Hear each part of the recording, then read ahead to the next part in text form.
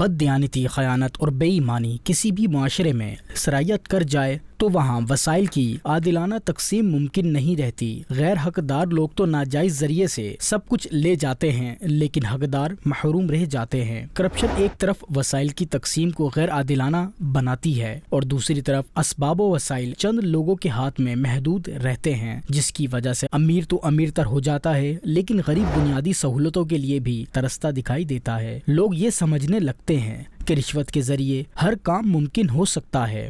لوگ رشوت دے کر ہر جائز و ناجائز کام کروا لیتے ہیں۔ ناظرین، یہ بھی یاد رہے کہ اصول و ضوابط خواہ کتنے ہی اچھے کیوں نہ ہوں، اگر لوگوں کے دلوں میں اللہ کا خوف نہ ہو تو کوئی چیز انہیں برائی اور خیانت سے روک نہیں سکتی۔ اگر ہم اس سنگین مسئلے کے حل کے لیے نبی کریم صلی اللہ علیہ وآلہ وصحبہ وسلم کی سیرت طیبہ کی طرف دیکھتے ہیں تو ہمیں بڑا واضح اور قابل عمل مؤثر ضابطہ ملتا ہے۔ آپ کی حکمت عملی کی بنیاد قرآن کریم کی تعلیمات تھی، جن میں ہمیں حلال و حرام کی تمیز سکھائی گئی ہے اور حرام کھانے کا وبال کا تذکرہ کیا گیا ہے۔ اس کے ساتھ ہی آپ صلی اللہ علیہ وآلہ وصحبہ وسلم نے امانت داری کی فضیلت اور بددیانتی کی نحوست کا ذکر فرمایا۔ نبی کریم صلی اللہ علیہ وآلہ وصحبہ وسلم نے امانت داری کی اہمیت بیان کرتے ہوئے فرمایا، اس شخص میں ایمان نہیں جس میں امانت داری نہیں۔